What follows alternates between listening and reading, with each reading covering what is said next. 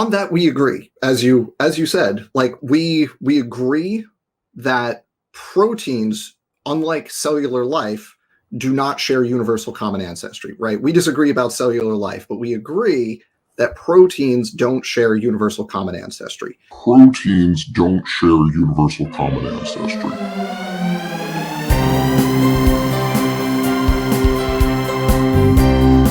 Greetings to the brightest audience in the country. Welcome to Real Science Radio. I'm Fred Williams.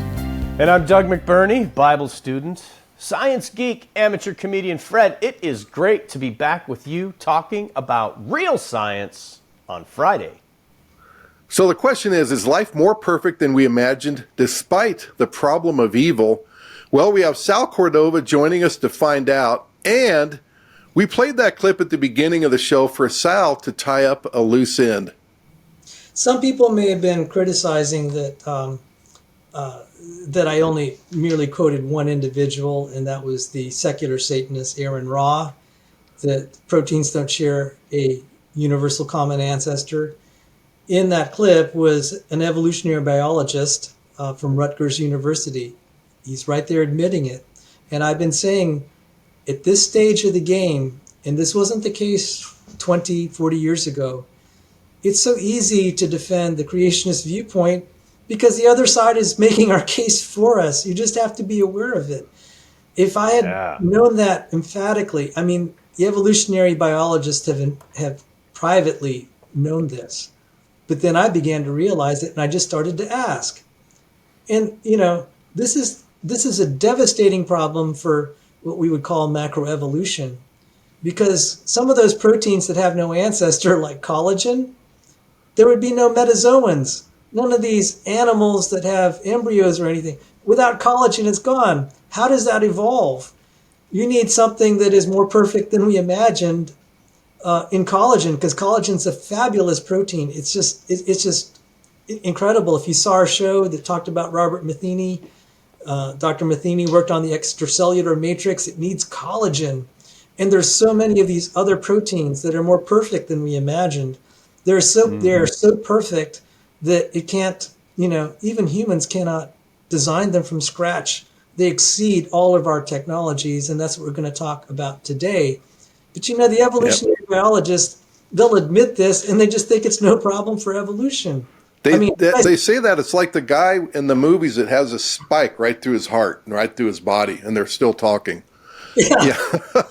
I mean, because that's huge. There's a lot of nails in the coffin of evolution, but that's a huge one, Sal. We loved it when you brought that to our attention last year.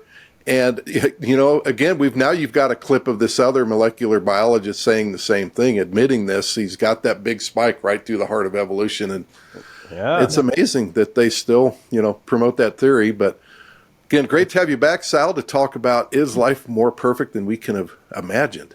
Yes.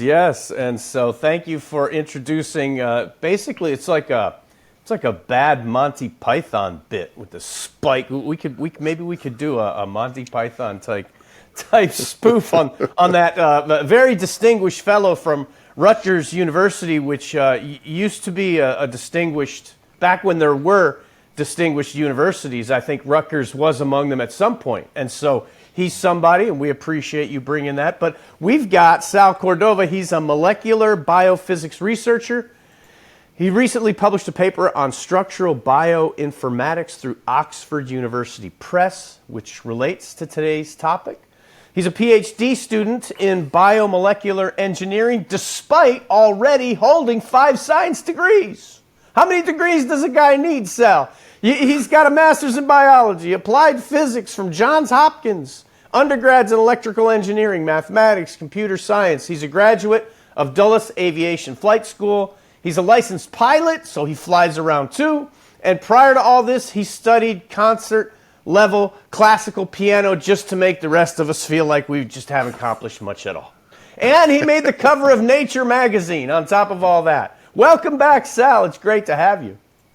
Well, thank you. I requested that we talk about my appearance in Nature in 2005.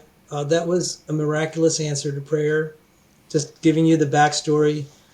We were forming this group I nearly left the Christian faith. I had a crisis of faith. And it's amazing. This was reported in a scientific journal. They're reporting my Christian testimony in a scientific Wow. journal. And I remember when I recovered from faith, because the churches weren't helping me, the pastors weren't helping me, the seminaries and apologetic community wasn't helping me that much.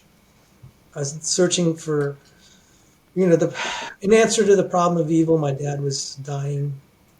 And then we had missionaries going overseas, risking their lives. And I said, what if they're risking their life for something that's not true?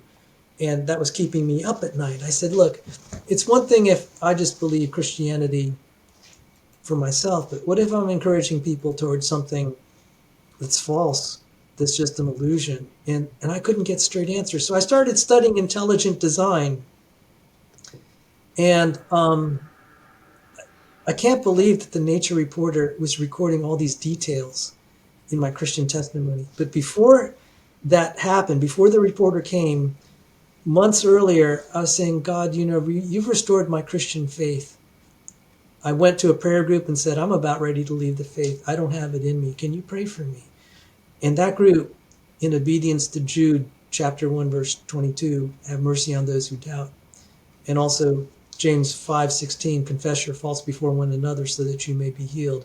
And it also says in Luke, I believe, Jesus said to Peter, who had great faith, Peter could raise the dead and heal all sorts of ailments, after Christ rose from the dead. Christ said, I have prayed for you, Simon, that your faith may not fail.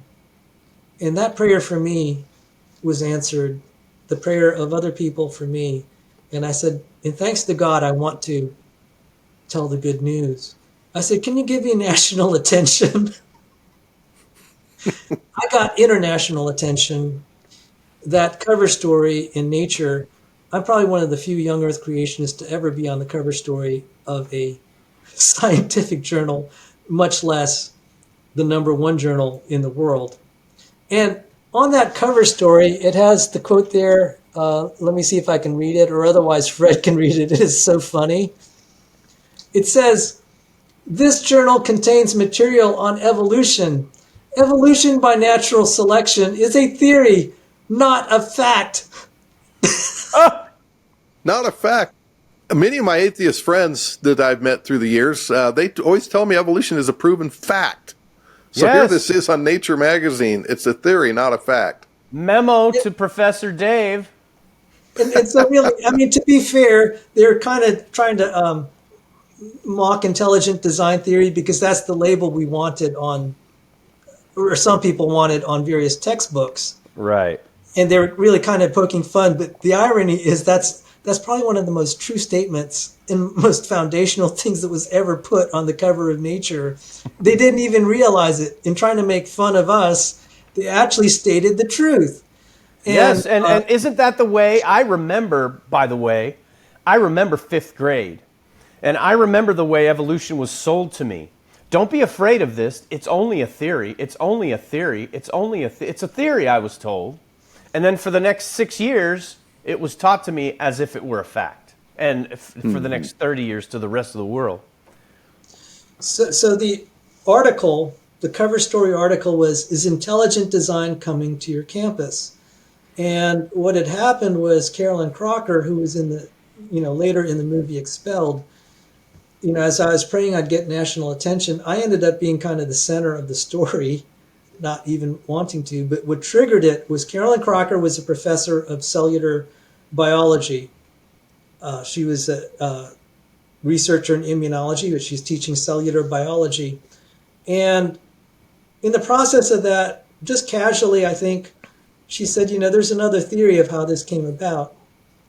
Intelligent design. That's all it took.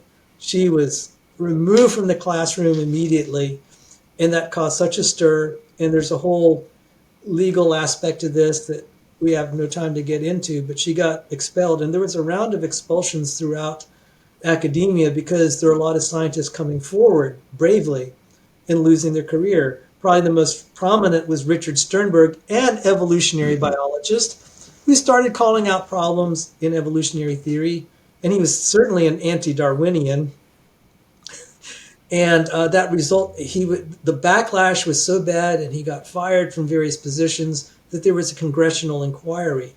And so this led to the movie Expelled in 2008. I was on radio shows. I was filmed for the movie. I didn't make the final cut. But there was something interesting in that article that has gotten lost. They actually released a poll, an informal poll that I conducted of college students. And that was, I asked the college students, and it was conducted by the campus freethinkers at James Madison University, not George Mason, James Madison. It said that in the article, George Mason. It's actually James Madison. The freethinkers conducted this poll, and they asked, as a general elective, or to fulfill any elective requirements, would you like to take a class in intelligent design and or creationism, creation science? 75% said yes. 75%.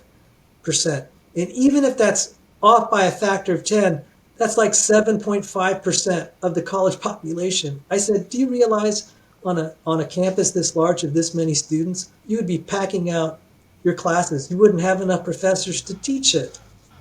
Yeah. And I knew I stumbled on something. I'm realizing the reason why, because they don't teach this in churches. They don't teach it in seminaries. In fact, there's all this watered down stuff where they're saying, oh, you can believe in evolution and also the Bible. By the way, I was a theistic evolution, so I'd act evolutionist before I became a creationist. So I agree with that. But then they use that to suppress any discussion. And so you don't get it in the churches. You don't get it in the seminaries enough. You don't get it at Christian colleges. It's not taught the way it should be, to the level it should be. And so where do they get it? Nowhere, except maybe if someone's lucky enough to stumble on a book or a YouTube channel, etc., or visit a place like the Institute of Creation Research. It's not there. So I just wanted to say, look, the interest is there, and I'm working. So a lot of these radio shows that I've been privileged to appear on has actually been testing out the material I'd like to share. So I'm really glad I've gotten I've gotten great response from the people that have viewed this, that they want more of it. It's like, okay, this is what I'm going to put in my intelligent design course. Awesome. I love it. And by the way, a large percentage of our audience are homeschoolers, and the wonderful thing about homeschooling is that you can start teaching your children college-level material starting at about the age of 5. And so we'll try to make as much of this available to our homeschoolers as we can, because that's probably the luckiest kid on earth, is the kid who learns that God is real and creation is real from the time they're born. Anyway, that's the greatest blessing you can give to your child, is to teach your child that God is real and creation is real. Yeah, and that's why Real Science Radio is here and has scientists like Sal Cordova on, because it's a tragedy that the churches are so resistant to this, and we've all experienced it. It's amazing. Even conservative churches. Yeah. It's too controversial. So this is foundational. Exactly. And I've done also informal polls. I've asked people that have, longtime Christians, when was the last time your pastor, not a visiting speaker, when was the last time your pastor defended the creation viewpoint from the pulpit and gave evidence and reasons to believe in creation? When was the last time your pastor gave a talk about Noah's flood and the evidence for it? Amen. And a lot of them said, I've been in church 40 years, 0. And that was that was not an unusual response. Thankfully, I had a pastor-in-law in Solomon who had a background in chemistry and archaeology, and he touched on those subjects, not in detail that we do here. I at least had one. This is how, some of the most central things that would actually help someone with their Christian faith, it's avoided in the churches. It's avoided in places. So I'm really excited about this. And so, I'm looking forward to addressing it. And also the problem of evil, because I've looked at polls. Why do the youth lead the faith? The two biggest ones are science and the problem of evil. And I'm going to try to cover that today. So I'm going to get a little philosophical, but I'll actually show some science to it. And then I'll show about, we've talked so much about real science, so you could visit some of the other shows. But that's the topic of today. By the way, the other issues were peripheral, but I thought one of them was the hypocrisy in the church. So it's like, well, I can't fix that, okay? So, not in this show anyway. So, Right. Well, you have to remind those kids that only the people in the church are capable of being hypocrites because we have a standard higher than ourselves to which we often don't attain. So I'm going to cover, I think the thing that has broken people the most, and it nearly broke me, is the problem of evil. And I'm going to touch on that, but I'm going to weave science into this. So maybe I'll just go right into what was on my heart to share on More Perfect Than We Imagine. Now, Daniel Dennett wrote Darwin's Dangerous Idea. Ironically, he got half of it right. He got one part of it right. He says in that book, and by the way, Richard Dawkins was gushing over this guy, saying, what a great book. This is landmark. But this is what Daniel Dennett said. Chapter 8, biology is engineering. Biology is engineering. I remember evolutionary biologists getting on my case and says, you don't belong in this. You don't belong in this debate because you're not a biologist. Well, Daniel Dennett came to my defense here. And I'd say, I'm an engineer, and biology is engineering. You got it right here by a Richard Dawkins endorsed, blessed, ordained evangelist of Darwin. He says, biology is engineering. Now, let me read this quote from his book. It's half right, and you can probably figure out what's the other side, the other half that's wrong, but I'll read it. I want to make out the case that the engineering perspective on biology is not merely occasionally useful, not merely a valuable option, but the obligatory organizer of all Darwinian thinking and the primary source of its power. So even Darwinism will fail without an engineering perspective. It even fails without, you can't even have Darwinism without a design perspective. That's the irony. Obviously, the thing he got wrong was that Darwinism is the creator of the designs. Yeah. It's like they're bumping up against that huge elephant in the room of intelligent design, and it bleeds into their thinking. If they just realize, hey, I should embrace this big elephant in the room because you can't get around it, but that's what they're doing.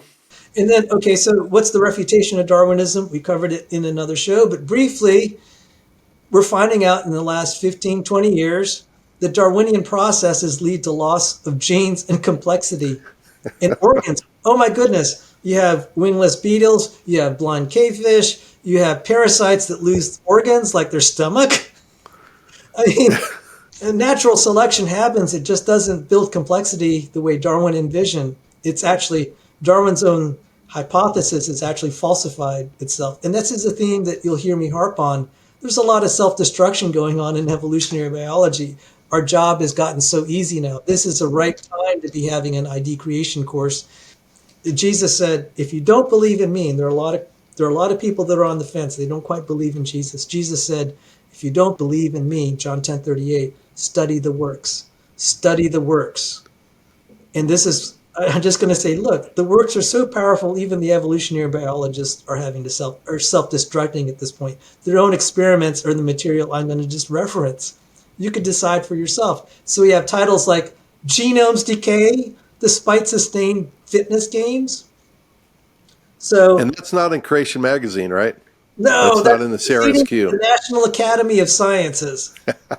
Another top-tier journal from a top-tier organization. And then the funny thing was we have books like this that say survival of the sickest. Yeah. Yep. We'll link to that show that we did with you on that, Sal. Thank you. Yeah. And by the way, I did study bioinformatics under evolutionary biologists. I mean, these are sweet guys. I hate just destroying the thing that they've, I mean, I'm sorry I have to be at odds with them because a lot of them are really sweet people, but their theory is wrong and it's destroying lives. Yeah, so Sal, you're talking about gene loss driven by evolution. I mean, gene loss. I thought we were supposed to gain genes. I thought we were supposed to gain information over time.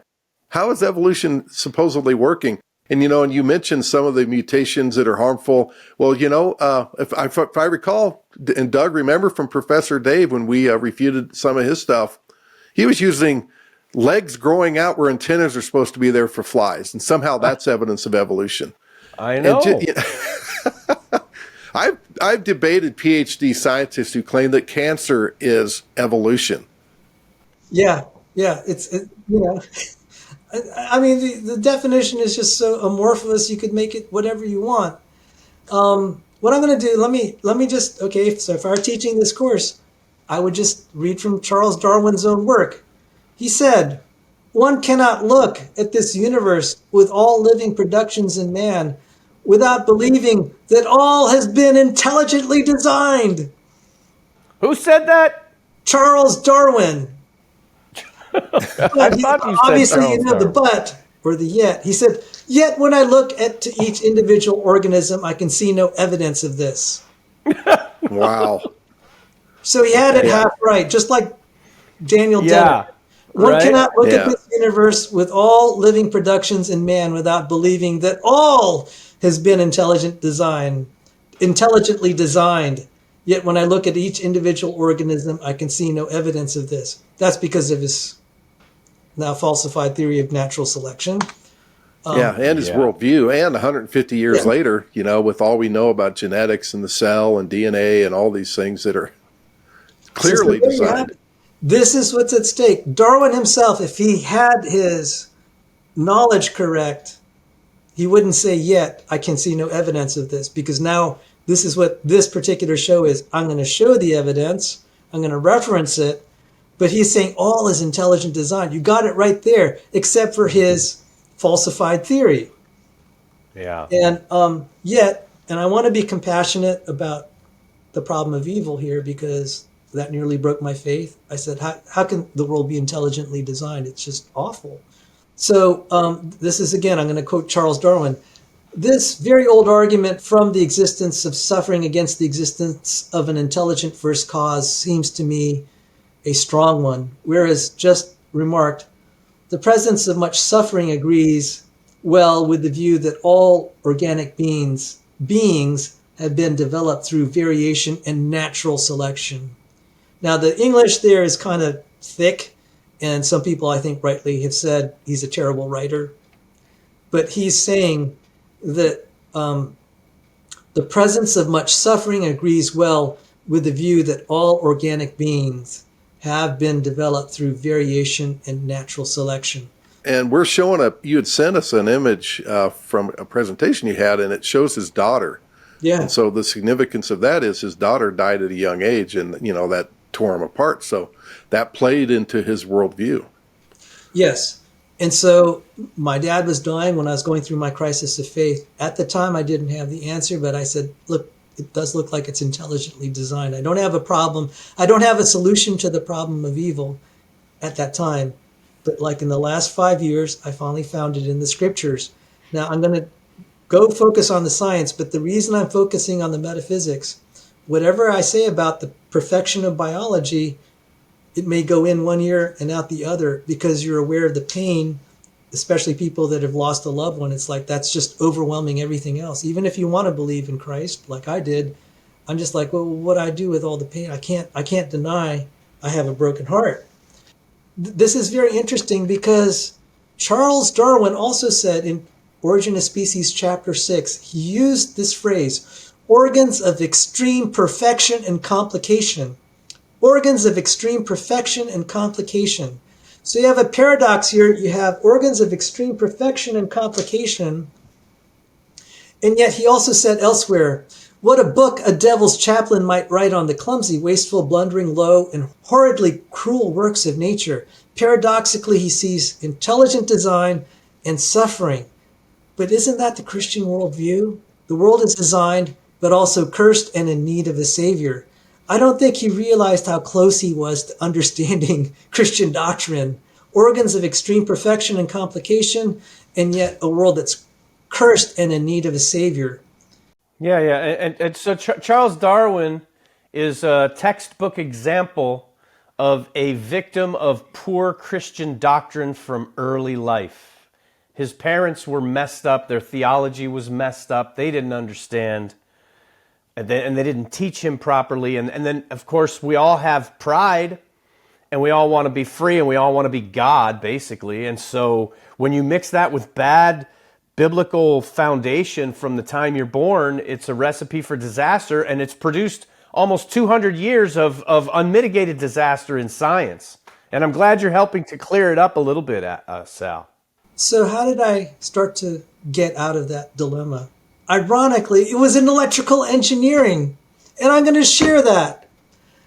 There is a paradox in engineering of designed errors, and that gave me just a little bit of a hint. Would any designer actually build something bad into a perfect design? And you could find Wikipedia articles on this. If you're trying to write down on a piece of paper and you're trying to write as compactly as possible, you'll start to make errors. If you try to write really compactly, there'll be errors.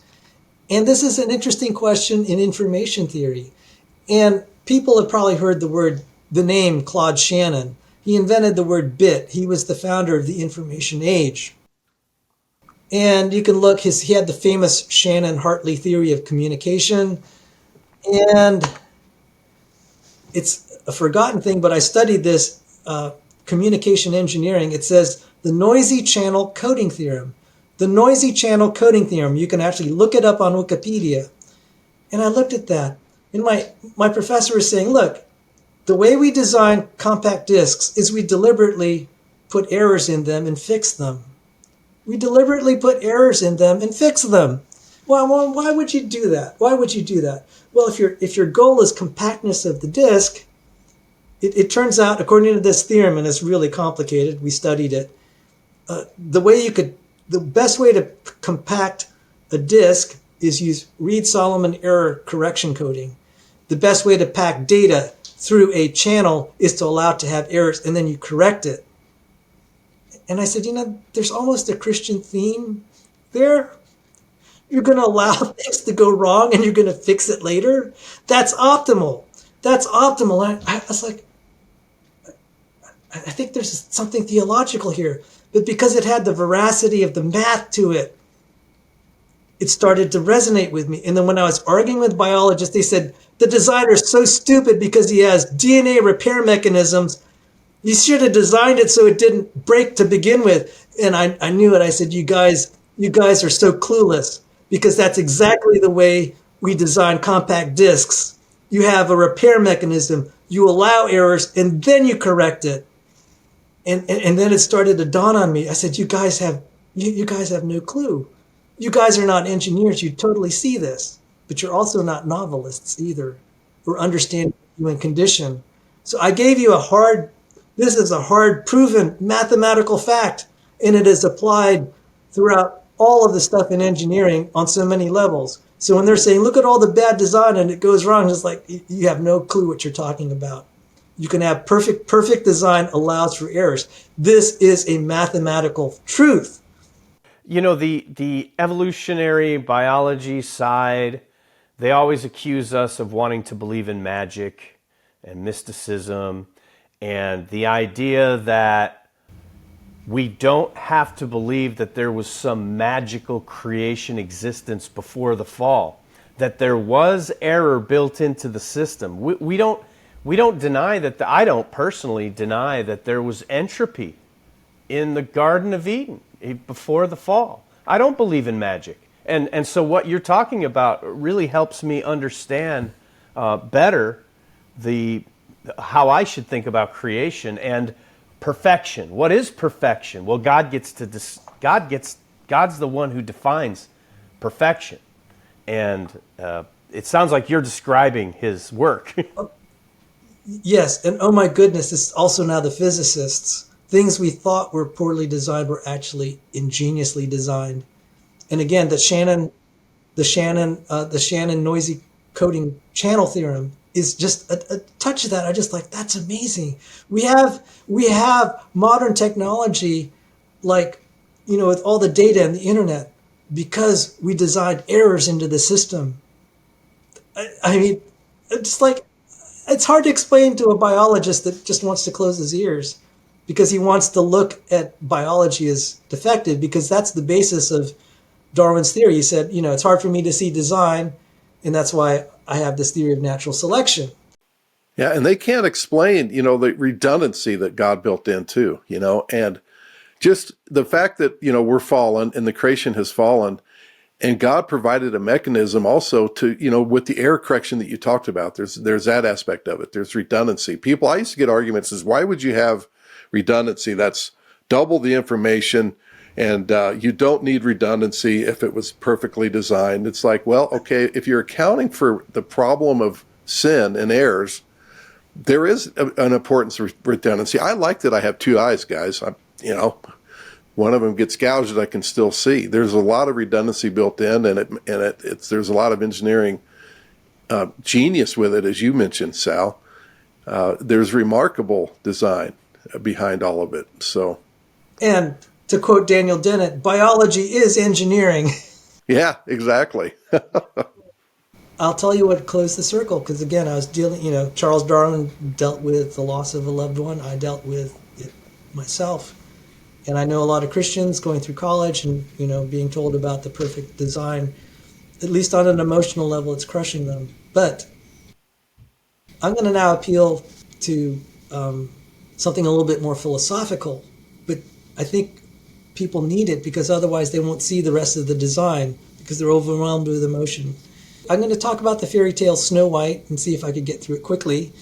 The story of Snow White, she was very beautiful.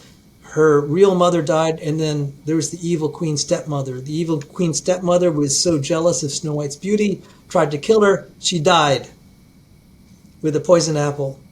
The prince comes along, and then the dwarf accidentally knocks her glass coffin, and she comes back to life.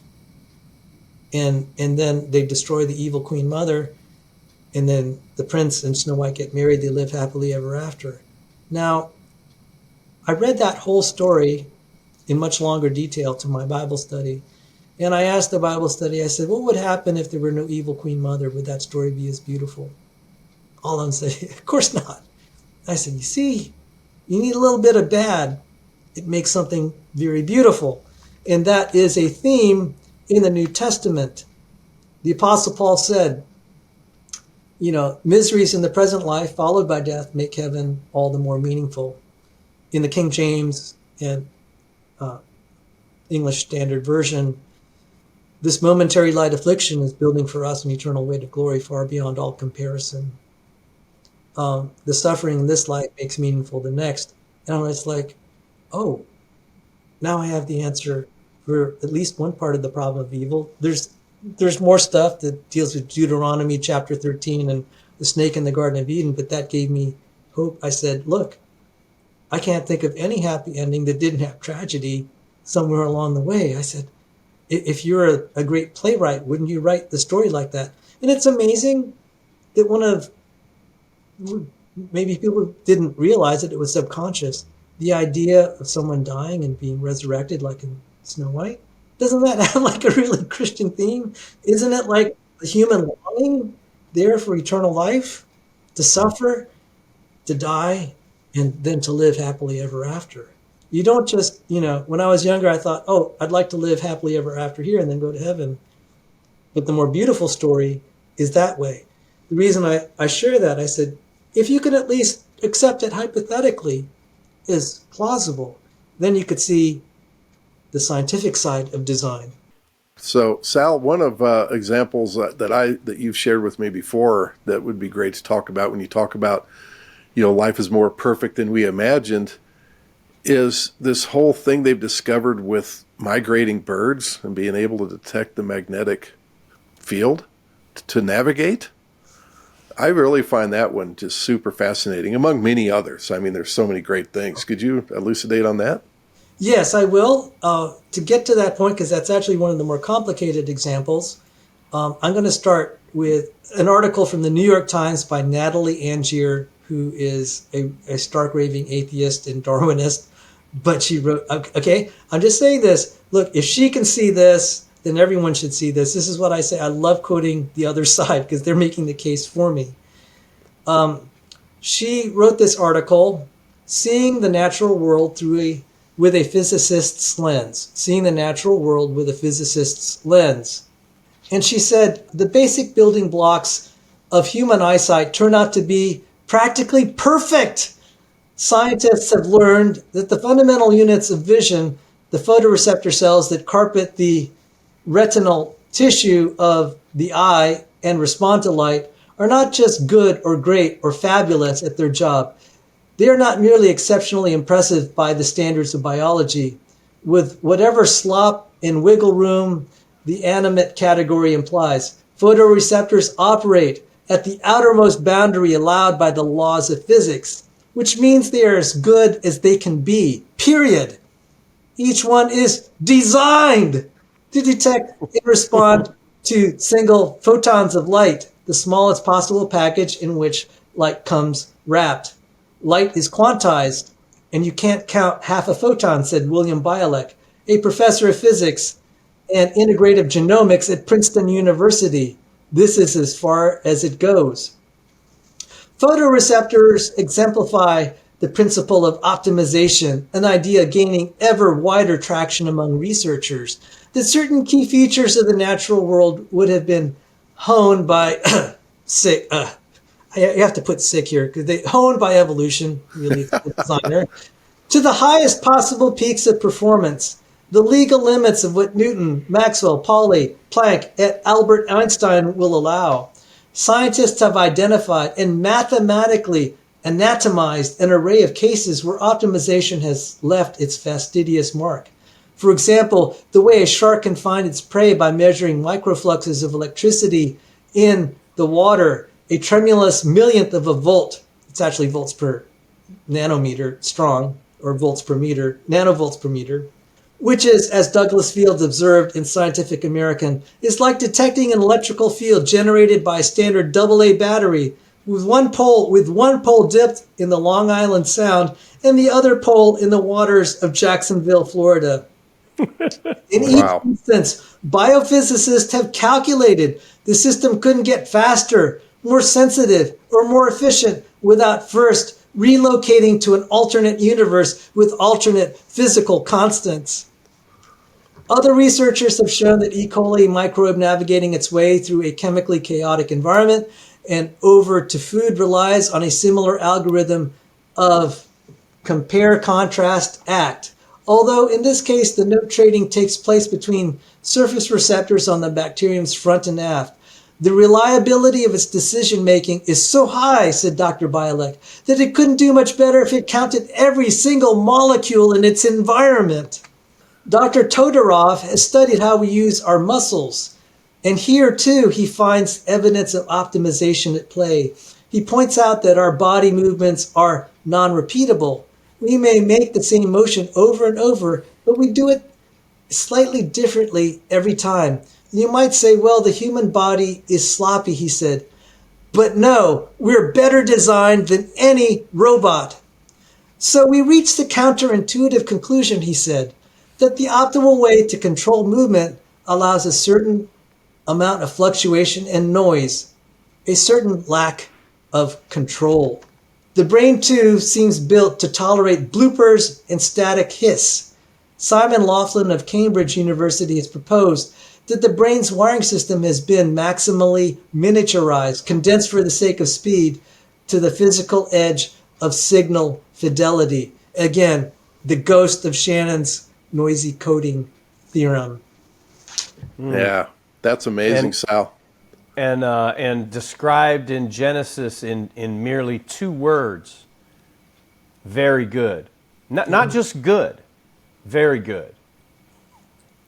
And so, it kind of reminds me, Sal, you're a concert pianist.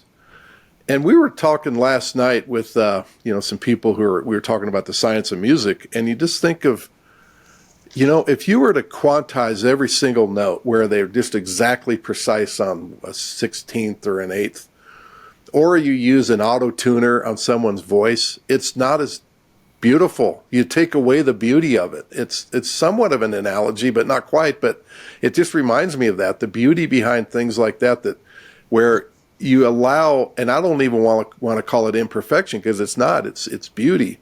someone's not going to sound as good if they don't have a certain sway in their voice. You're trying to auto-tune everything precise. It's not as nice. Precise is not as nice. Yes, I actually had an essay because I also tuned pianos. You actually have to tune them imperfectly to be able. When you tune it imperfectly, it becomes actually the perfect way to tune them. What they call equal temperament tuning, and it makes possible all these beautiful pieces and then orchestras. I mean, it's complex to explain, but I see that theme again. It's very simplistic to say if you have a quote unquote error by your definition, that suddenly something's badly designed. What's really ingenious, again, like Shannon's noisy channel coding theorem, is when you see errors are actually good. And then for novelists, definitely, villains are actually a good thing for the happy ending.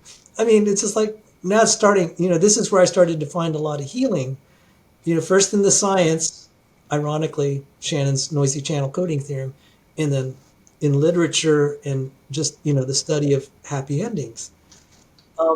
I have another example before we get to the bird magnetic compass. So now I'm saving it for last. There are so many other examples. They're just, okay, here's another one. This is courtesy James Tour. He wasn't the primary researcher, but he reported on this. And he has this essay, this was in his criticism of Farina, this came up.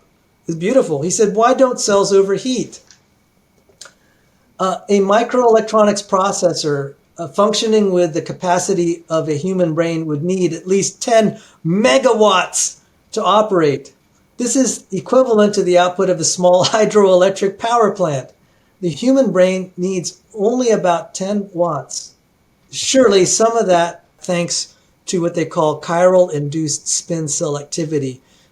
Biology, our brains can control the spin, the orientation of individual electrons. Not only are we controlling molecules, we're controlling not only atoms, but even subatomic particles like the electron, its spin. We can't really quite do that. He was saying no chemist can do what biology does. And because of chiral induced spin selectivity, that contributes to the ability for biological systems to have just fabulous efficiency in creating all sorts of the chemicals it needs, just huge yield rates, like 99.9%, which they can't achieve in the lab because they can't control the spin of the electron. And our brains don't overheat. Otherwise, we would incinerate. That's an example of optimality. You see, it's going to be so hard to refute all this. Up until this time, they were saying, well, Darwinian evolution optimizes for that. And that's been all falsified experimentally. There's also theoretical. So now we're at this stage. We could share stuff that wasn't available to me 20, 30 years ago, or when that nature poll came out. It's now the time is really ripe to share this because we have this flood of stuff. Yep. So before we do this example that I just love on bird migration, so our audience was not super happy with our last show. We got a couple of complaints because, Doug, we forgot to do the interesting fact of the week. Oh, that's right. And we know that our fans love that segment. We're going to do a real quick one, and then, Sal, we're going to get back to your example of this happens the when perfect design. When we have very interesting guests, sometimes we forget about the mundane. but let's see if we can stump Sal. That would be something. Okay, so here is the interesting fact of the week.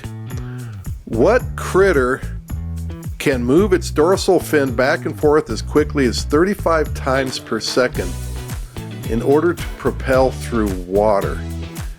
And I'm going to give a clue that should help. It's equine-esque. All right, well, so you've already given a couple clues that it has a dorsal fin. That helps. Yeah. And it's moving through water, so that helps. But without the final clue, I would have never guessed that it was a seahorse.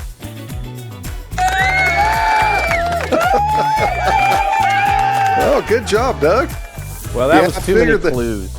Yeah, that would have been super, almost impossible without that clue. So I had to give you the opportunity to to get that one. I'm going to ask one real quick one for our guest, Sal Cordova. There you go. So, what shrimp species is sometimes called the thumb splitter because of its incredibly powerful strike of its club-like claws? And actually, you'd probably have to be an aquarium. That is so out of my. Okay. Yeah, that one's not fair. That level of organization is way beyond it. We've talked about this creature before and its incredible design. It has the power of a .22 bullet. You don't want to be near it when it's using this mechanism. It's called a mantis shrimp. The mantis shrimp.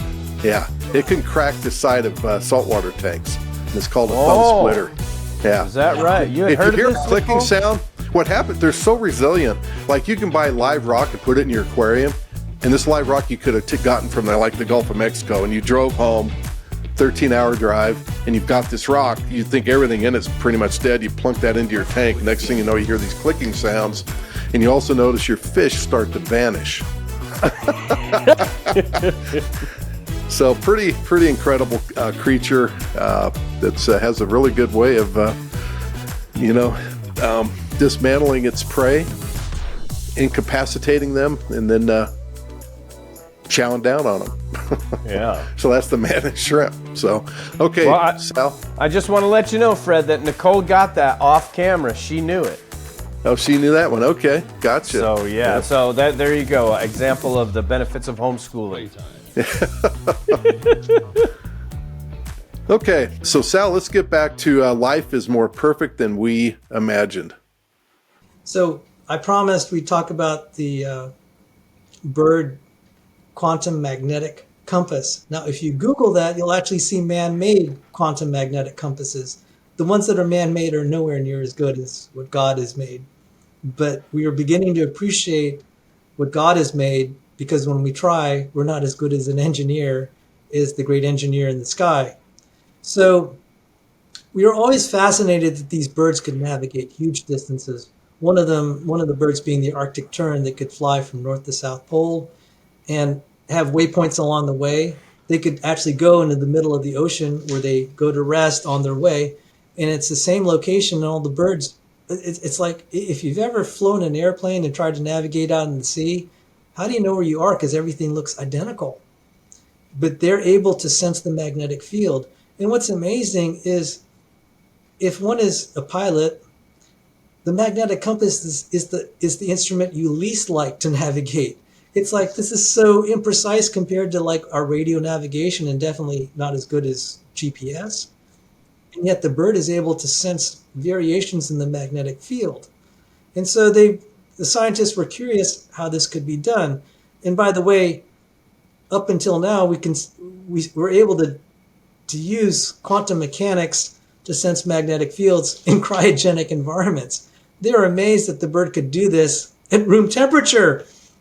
And there's this physics paper, Sustained Quantum Coherence and Entanglement in the Avian Compass. In artificial systems, quantum superposition and entanglement typically decay rapidly unless cryogenic temperatures are used. Could life have evolved to exploit such a delicate phenomenon? Of course, my answer is no. Certain migratory birds have the ability to sense very subtle variations in Earth's magnetic field. Here we apply quantum information theory and the widely accepted radical pair model to analyze recent experimental observations of the avian compass. We find that the superposition and entanglement are sustained in living systems for at least 10 microseconds, exceeding durations achieved in the best comparable man-made molecular systems. The conclusion is starkly at variance with the view that life is too warm and wet for such quantum phenomenon to endure. God can do it better. Man can do it well, but God can do it better. Oh man. And Sal, I want to kind of put a bookmark here, and I don't want to go off, on a side trail here. But when you mentioned, quantum mechanics and how scientists are finding that this is built into these birds that migrate into their eye. I'm looking at an article right here from Nova, and it's from their physics and math section, a bird's eye view of quantum entanglement. And it got me thinking before we did this show last night that, quantum entanglement was something that Einstein opposed his whole life. And we're eventually going to do a show on this, but he opposed it because it was a contradiction. It flies in the face of special relativity. Now, I know that'll upset, probably quite a few of our listeners and definitely the atheists that tune in, but it is a contradiction to special relativity because they're getting information from quantum entanglement. We know that information is faster than the speed of light. And so, I heard this one professor of physics. He was on a show with Neil Smoking deGrasse Tyson.